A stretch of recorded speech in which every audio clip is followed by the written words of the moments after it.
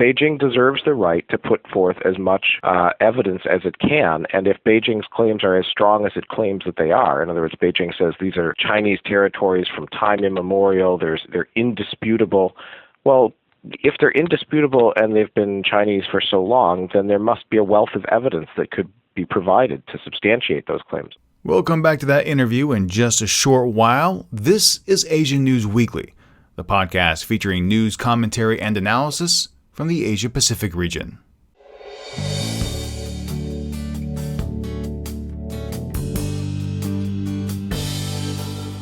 They've met in Seoul, but what are the key takeaways from the meetings between Park, Abe, and Lee? Plus, tension in the South China Sea has been brewing for some time, but now that the Hague is getting into the mix, will it escalate things at a faster pace? These stories and more from the region, next. Hey there everyone, Steve Miller here on this wonderful Friday, the 6th of November 2015.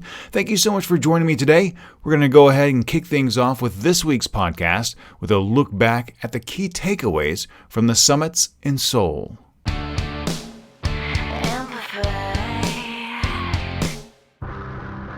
This past weekend, Chinese Prime Minister Keqiang, Japanese Prime Minister Shinzo Abe, and South Korean President Park Geun-hye met in Seoul. Now, as you know by now, it was the first such meeting between these three nations in over 3 years, and pundits placed the bar so low for the gathering that they called it a success simply because they met. Following the 90-minute session on Sunday, Abe met with President Park for another 100 minutes on Monday, the first bilateral meeting between South Korea and Japan since the pair took office. Joining me now on the podcast is Michael Cucek, Adjunct Professor at Waseda University, to help unpack everything. I started off our conversation by asking him if people are being too kind in celebrating the meeting because the bar was set too low, or if that praise was justified. I have a reputation of being a rather sarcastic individual, and I will live up to that reputation in saying that we have to admit we have really sunk very low. If we find remarkable the thought that 3 adults could go to a safe place and be civil to each other, that this is news really indicates how bad the situation is. So yes, we are getting way too excited about basic human behavior, and one has to wonder, how is it that we're able to be in this situation? Well, I think even more than that. I mean, this is the function of leaders. I mean, they're supposed to meet. And then you also take away that the finance ministers, defense ministers, they still have their meetings. And we even saw the announcement of the trade agreement over the weekend as well. So I agree with you. This is really nothing in terms of news, but it is somewhat of a good sign. That being said, what do you think is the main takeaway from the weekend? It's one that probably your listeners would probably not want to hear, which is that Abe won. For the past 2.5 years, both the government of Korea and the government of China basically dictated to the government of Japan and Mr. Abe that you will meet our prerequisites in terms of an apologetic stance and a change in your views towards our countries and what happened prior to 1945. They basically didn't get that, and instead had to capitulate to the fact that Mr. Abe is not only the Prime Minister of Japan, he's going to be the Prime Minister of Japan, so that for the relations of the nations to get on an even keel, and that's really in everyone's interest, they have to accept his rather lukewarm apology statement of August the 15th and just live with it. That is a big win for Mr. Abe, who basically sacrificed nothing and got this summit made. And I completely agree with you. I think the big winner of both the trilateral and the bilateral summit is Abe. Like you said, he gave away nothing. And then we have this strange announcement about trying to come to some solution about the resolution of the comfort women, hopefully, as Park says, by the end of the year.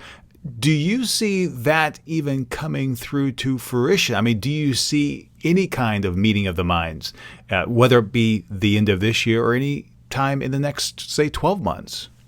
No. And it's been very peculiar, but at the same time rather typical. We saw, for example, Reuters reporting on that meeting and that announcement saying Japan and South Korea pledge to resolve the comfort women issue soon. The Yomiuri Shimbun, reporting on exactly the same meeting, its headline says, Japan and South Korea agree to continue discussing the comfort women issue.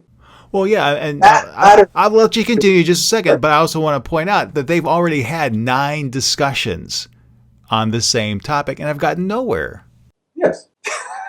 So it's a matter of manipulating perceptions. Did the Japanese government come away having manipulated perceptions more effectively? I would have to say yes. And will the South Korean government now be able to undo having had the summit? No. You can't go back now. There's no reversal. You've already started meeting Mr. Abe. You had this wonderful set of prerequisites, and if you don't meet our prerequisites, we won't meet you. Now they've met him.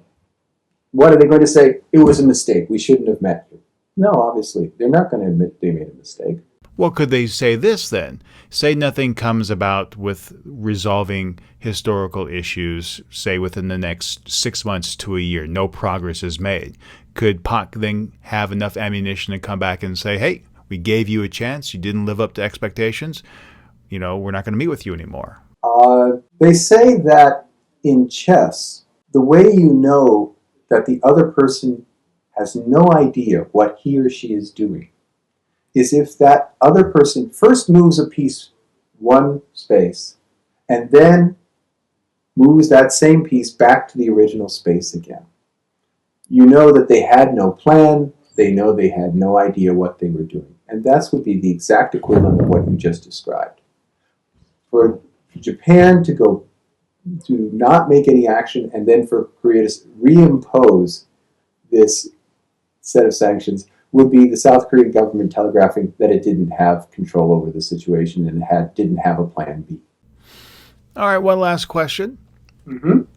Scratching below the surface of both these meetings, has anything really changed in East Asia between South Korea, Japan, and China? Yes. The fact that the meeting has taken place sets the ball rolling for more meetings to take place in the future. And that has to be a process that's ongoing. This attempt by the governments, and they were new governments trying to establish themselves, so it's understood, it can be forgiven. But for them to try to set limits on what you must do before we will meet you is an adolescent and childish thing, if you think about it in terms of world politics. We won't meet you. Nya, nya, nya, nya, nya. That kind of behavior has been transcended. Now we have the ball moving, and they can start dealing with serious, significant issues on a bilateral and multilateral basis that were stuck. Issues of trans-border pollution, for example, which affects both South Korea and Japan based on pollution that's coming over from China or over through the waters. Issues having to do with what are we really going to do about North Korea, which isn't definitely in the interests of all 3 countries, but it's been frozen by this artificial exclusion of Japan from the discussions of the region. This is finally going to be going, and that has been achieved by, again, what can only be in the long term, not now because it's unpolitic, but in the long term will be seen as a capitulation on the part of the Park and Xi governments. Michael Cucek at Waseda University in Tokyo, thank you so much for your time this week. Thank you, and have a good week. Now, before we move on with the podcast, do you agree that Abe is the big winner of the summit? Please don't forget and let me know. Now, coming up later in the podcast, China moves away from its one-child policy.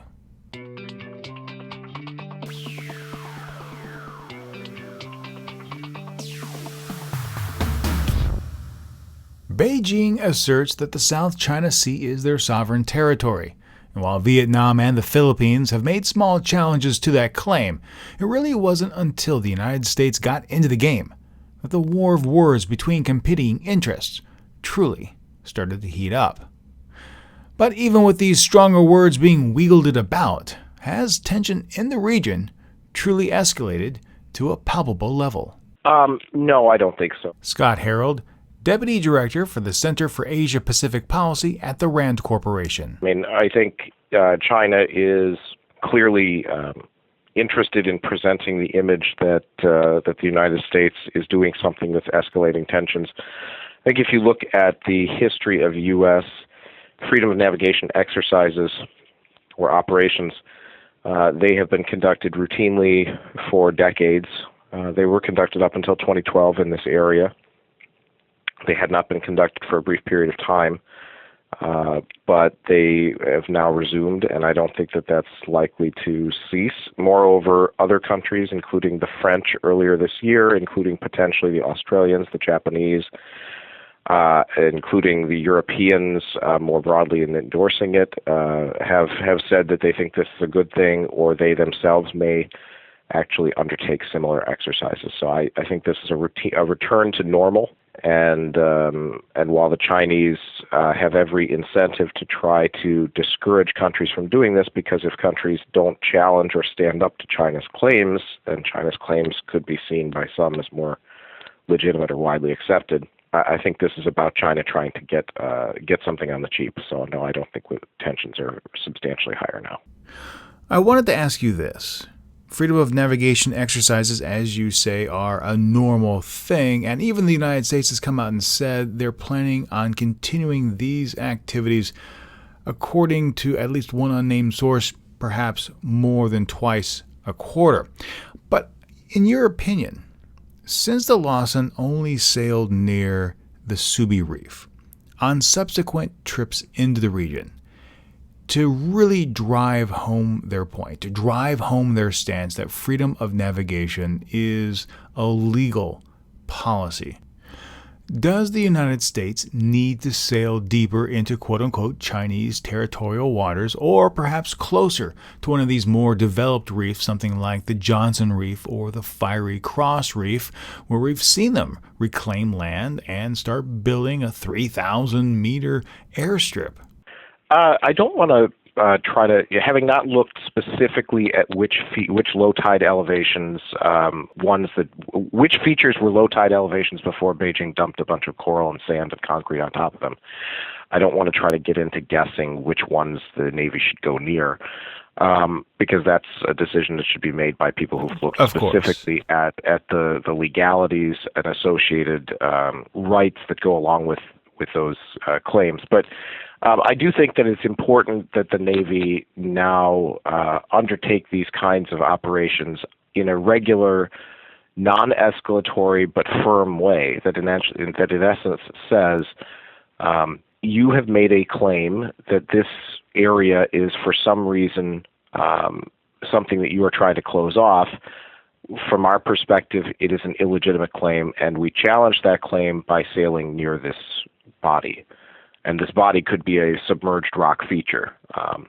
But I don't want to say that this should be done only vis-a-vis China. And in fact, I believe the U.S. Navy has done this near the Vietnamese and Malaysian claimed areas, possibly near the Philippine and Taiwanese claimed areas also.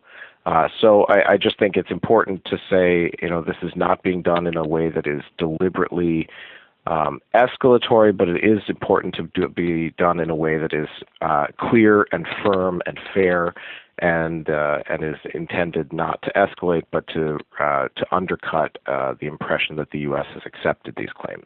Turning our attention to the claim itself, The Hague, the International Court of Arbitration, ruled this past week, as widely expected, that it did in fact have jurisdiction to hear the matter out. However, China has always maintained that wasn't true, and even went as far as to say this past week that the court was in fact null and void. But you have said many, many times that if we eventually arrive at this juncture, China will have no choice but to participate in the hearings because of international norms and expectations. Do you still feel that way? Well, certainly I think that the court's decision represents a move to essentially find that the court has standing to hear this case that I think that the Chinese would have hoped it would not find. I don't think it should be seen as a surprise because while the court vacated, if I understand correctly, certain portions of the Philippines filing that may have gone beyond what the court's writ or mandate is, the court is set up to try to adjudicate these kinds of claims in the main. And so Beijing should not, I think, have been surprised that if it tries to opt out of the primary format that everyone has agreed is set up for adjudicating such disputes, that the court will say, well, you can choose not to participate, but we don't stop going forward as a result of that. So yes, I do think that Beijing still should go back, revisit its views on this, and decide that it wants to participate in the court's decision-making process, because Beijing deserves the right to put forth as much evidence as it can. And if Beijing's claims are as strong as it claims that they are, in other words, Beijing says these are Chinese territories from time immemorial, they're indisputable. Well, if they're indisputable and they've been Chinese for so long, then there must be a wealth of evidence that could be provided to substantiate those claims. Otherwise, there's just hot air.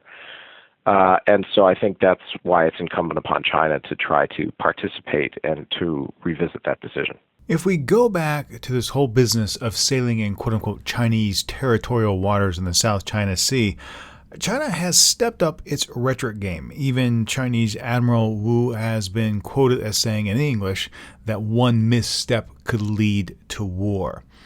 Do you think that moving forward, do you think that China will try and, well, essentially try this case in the court of public opinion? I think there's two courts of public opinion. First, I think there's the court of international public opinion, where China probably cannot win without participating in the procedural norms or the process that's been established. And so there I don't think China is likely to win, and I think they probably know that. I mean, the Chinese leadership is very smart. It's not that they're unaware of these things. The second is the Chinese domestic public opinion, which is where I suspect they probably, like most national leaders, spend most of their time worrying about. And there I think they do think they can win because they've got control of the message, they have control of the information reaching the public by and large, and they can shape the impression that's left. One thing I would say to anyone looking at this issue is it's worth going back to look at the exact language that Admiral Wu Shengli, the PLA Navy commander, used. I think in English it's been reported that he said that Admiral Wu said something like, we're one false step away from a war, or this, one misunderstanding. One minor incident could spark war. Spark a war. I believe what he said in Chinese is something a little bit closer to a minor incident could spark a conflict. And even conflict and war can sound synonymous, but in English, I think, however, that what we're talking about here is not, an escalation to all-out nuclear exchange, which some of the more hyperbolic, nationalistic, and less savvy analysts out there have at times hinted at or suggested was a possibility. Of course, at any given moment, two nuclear powers could always conceivably misunderstand each other and get into a nuclear exchange. And this, for sure, is a more tense moment than if everything was, pardon the pun, smooth sailing. But I don't think that what Admiral Wu is intending to threaten right now is, if you sail within 11 nautical miles, i.e. within the 12 nautical miles, if you sailed 11 nautical miles from one of these features, then we're going to fire all of our nuclear weapons, or we're going to sink the vessel and start World War III. I just think that's, there's no credible, that would not be a credible threat. So. Oh, absolutely right. And I think if you see a vessel traverse that 12 nautical mile limit, maybe 6 or 7 nautical miles past that, then maybe see some warning shots being fired, some closer quarter skirmishes. You could bump, you could stop Right. in front. Yes, yes. No, I mean, for sure, the Chinese have done that, though, in areas that they have not given warning for, too. Right? I mean, the Chinese have done this in unambiguously international airspace in 2001 when their fighter pilot crashed into our EP-3 surveillance vessel. The Chinese have harassed the USS John McCain, and in 2009 they harassed a naval vessel also, the Impeccable. So, I mean, they can do this at any time, even if we're not sailing within 12 nautical miles of a feature that they claim. Scott Harold over at the Rand Corporation, thank you so much for your time this week. Thanks, Steve. Appreciate it. Now, as I mentioned in the interview, it's been reported that the United States is going to carry out freedom of navigation exercises at a frequency of about twice a quarter in the South China Sea. So my question to you is this. What do you think China's response will be? And do you think the United States needs to sail closer to some of the reefs where Beijing has completed more in-depth installations?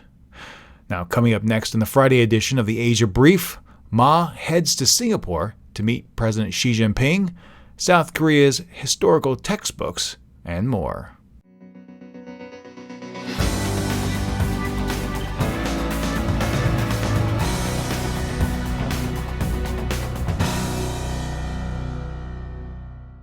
China released a statement earlier this week that scraps its 3.5-decade-long social experiment that many refer to as the one-child policy. Now, according to the statement from the Communist Party leaders in Beijing, all married couples will be afforded the opportunity to have a second child, if they so choose, and once the final plan for the policy change is ratified by the annual session of China's top legislature next March. Now, this doesn't alleviate state control over reproduction, but rather is an attempt to remedy problems created by the one-child policy.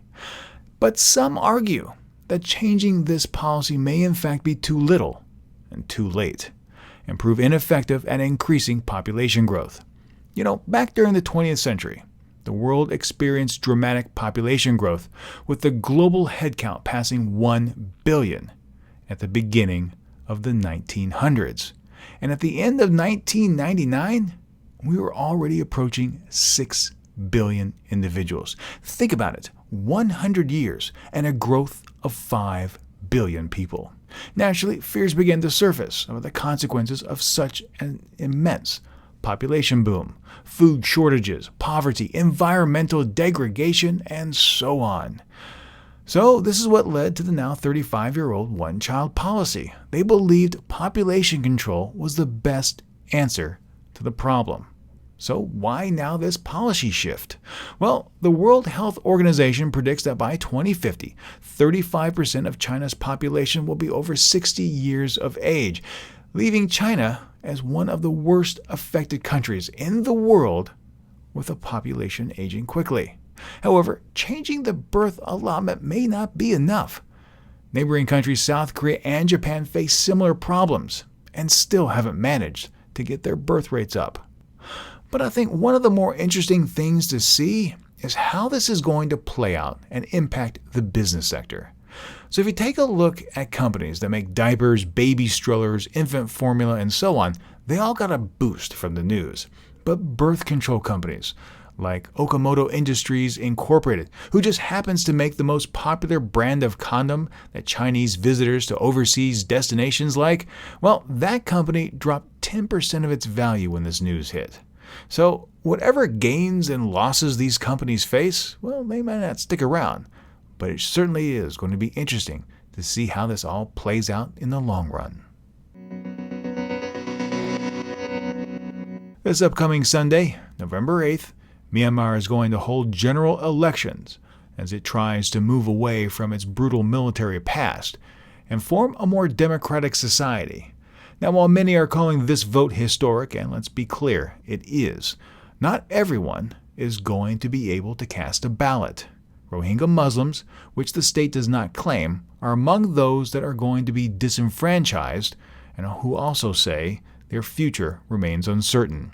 Now, if you recall, Rohingya Muslims made the news earlier this year after sectarian violence erupted in 2012, tens of thousands of Rohingyas fled across the Andaman Sea to Thailand, Malaysia, and Indonesia, hoping to avoid the violence that was pursuing them and to try and achieve something better.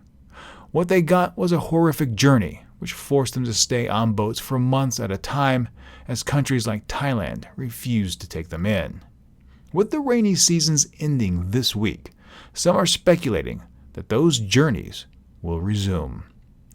Phil Robertson, Deputy Director of Human Rights Watch's Asia Division, said, "Taking away the Rohingyas' right to vote was in many ways a final blow, the straw that breaks the camel's back. The final indication for some of these Rohingyas that they are not really welcome, and that ultimately they will not be able to find the way through to achieve what they want, which is citizenship." But Human Rights Watch isn't the only one taking issue with the election. UN Secretary Ban Ki-moon lambasted extreme elements who sow hate speech and bigotry towards religious minorities. Myanmar, unfortunately, is experiencing a rising tide of anti-Muslim sentiment, spearheaded by a small but increasingly influential movement of hardline Buddhist nationalist monks. In a statement put out by Ban's office, he said he had deep concern about the continuous resort to hate speech, the incitement of communal animosities, and the abuse of religion for political purposes resorted to by extreme elements among the majority community in Myanmar. Ban called on voters to reject politicians who supported discriminatory policies when casting their ballots. Now, while Ban didn't name names, he did allude to vulgar remarks directed against Lee Yang-hee, the UN Special Rapporteur for Myanmar. Now, during a trip to Myanmar in January, she was called a dirty whore by an influential monk. Lee has been very vocal in her criticism of those who persecute and sow sectarian animosity towards Myanmar's minorities, particularly its Muslim population. Sadly, things do not appear to be improving. Yesterday, on Tuesday, the South Korean government said it would in fact publish its own history books for use in middle and high schools beginning in 2017. The government says this is a necessary step to correct misinformation and bias in previously released textbooks. The move was a final incident that has been marked by weeks of debate both in the government and out on the streets about whether or not it is democratic for the government to be involved and dictate how the country's turbulent history is to be taught, and also fueled speculation about President Park Geun-hye's motive behind the policy. After all, her father did come to power through a military coup in 1961, and she has been on the record as saying that she supported that move and that it was the right thing to do in order to save the country. Park and the government say that many private textbooks used by middle and high schools today glorify North Korea and discredit achievements made by South Korea. Prime Minister Hwang Kyo-ahn said, quote, "We can no longer allow the use of distorted and biased history textbooks to teach our precious children. We have to fix the way history textbooks are published so we can make a correct textbook." End quote. Now, Moon Jae-in, he's the leader of the opposition New Politics Alliance for Democracy, says, quote, "A state-issued history textbook will not only beautify dictatorship, but is itself dictatorship. The government ignored the overwhelmingly majority of the public and turned a deaf ear to the people's plea. They have shut down fax machines since Monday afternoon and rejected opposition's messages." End quote.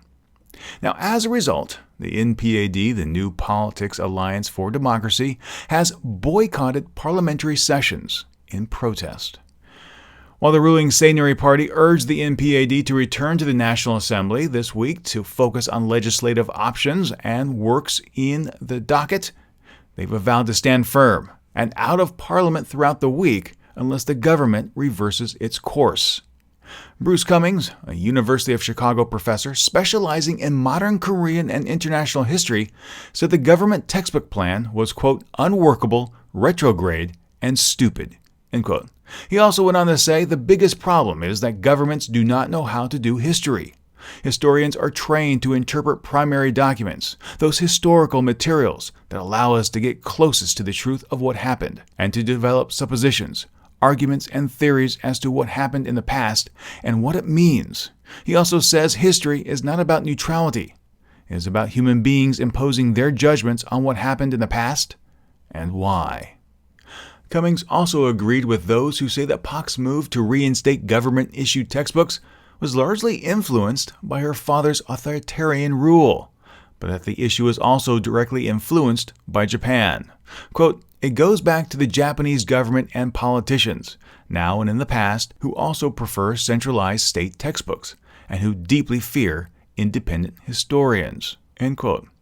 Cummings continues by saying, quote, "By going down this same road of centrally controlled textbooks, President Pak is playing into the hands of Japanese Prime Minister Shinzo Abe and appearing to be just like him." End quote.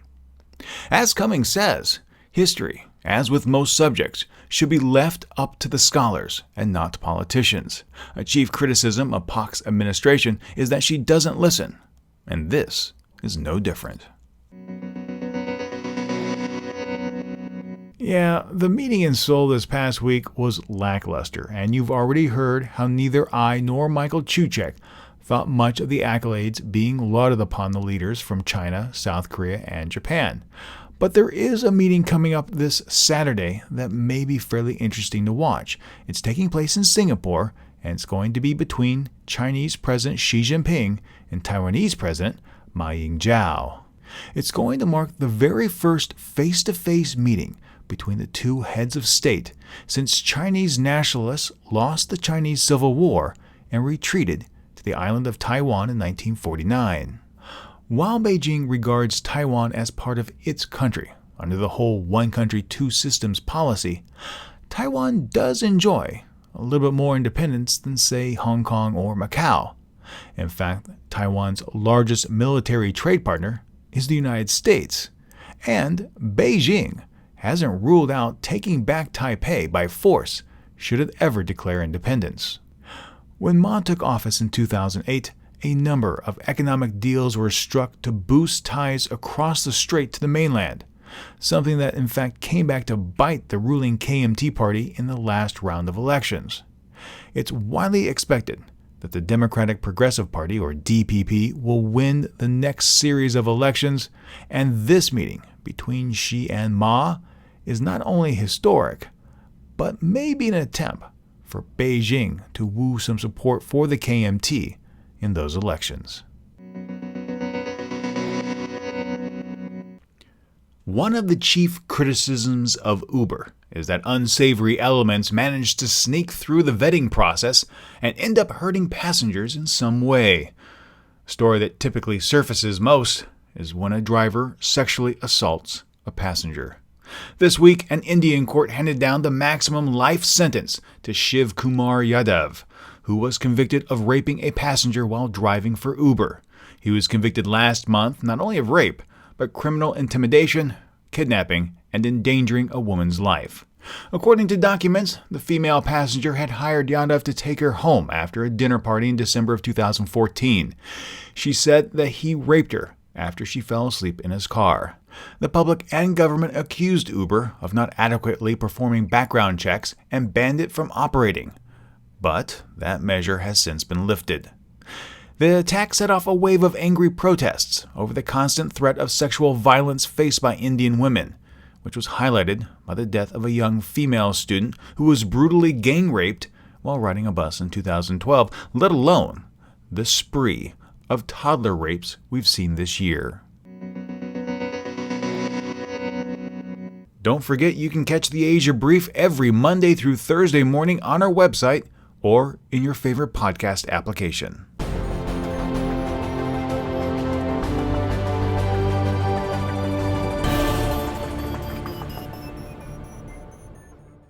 That's it for the news this week, but before I wrap things up, here are a few of your comments. E. Myo Chung says this about the U.S. sailing into the South China Sea. It's the U.S. government that has created tension among East Asian countries to control Asia for its purpose. The relationship among South Korea, Japan, and China was not as bad as people have thought. The tension is the most beneficial thing that the U.S. government uses. Japan and South Korea become more and more militarized for your war. The USA is a big troublemaker. Just leave us alone. We don't want to be victims of useless war anymore. Martian 12if says, if the territorial waters that China selfishly claims, U.S. military vessels will repeat the patrol in the future. This action of the U.S. military, East Asia, and Oceania countries will support the U.S. military. This is to counter China's South China Sea invasion. Suki French sent in the message saying that she really enjoyed last weekend's Asia Now podcast with Robert Neff, chronicling the tale of Emily Brown, the American Empress of Korea. Red White Dude said, China, South Korea, and Japan meeting. Nothing special there, just cool heads for now until they decide to bash each other again. Barry Harvey had this to say in the upcoming meeting between China and Taiwan. Beijing must believe that people button up the back of their heads if they think that Taiwanese people still believe that Hong Kong has any autonomy. One country, two systems is nothing but smoke and mirrors. One country, one system is really how they roll. And finally, Tack Earlham says, I dig your podcast. Hey everyone, thank you so much for sending in the comments this week. I truly do appreciate it. And this portion of the podcast doesn't work without you. So please, if you have a thought, if you have an opinion, send them in. Like, what do you think is in store next for the U.S. in the South China Sea? Will Abe and Pak be able to muddle through the next few years, or will things eventually go back to a more tense relationship between South Korea and Japan? Please, don't be shy. Chime in and let me know your thoughts and opinions on those stories or anything else in the podcast or I share throughout the week. You can write those in, or you can email in a voice recording.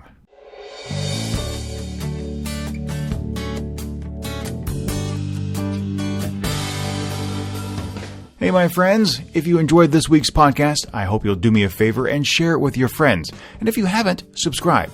Subscribing is free and easy to do. Just go to our website, asiannewsweekly.net, and click on the subscribe tab. You can also subscribe in your favorite podcast application like iTunes or Stitcher. Now, if you want to keep up with more news from the region, be sure to follow Asian News Weekly on Facebook or Twitter. And of course, if you have any questions, comments, or feedback, I'd love to hear from you. The email address to write to is podcast@asiannewsweekly.net. My name is Steve Miller, and I'd like to thank you so much for listening this week. So until next time, be true to yourself and always be awesome.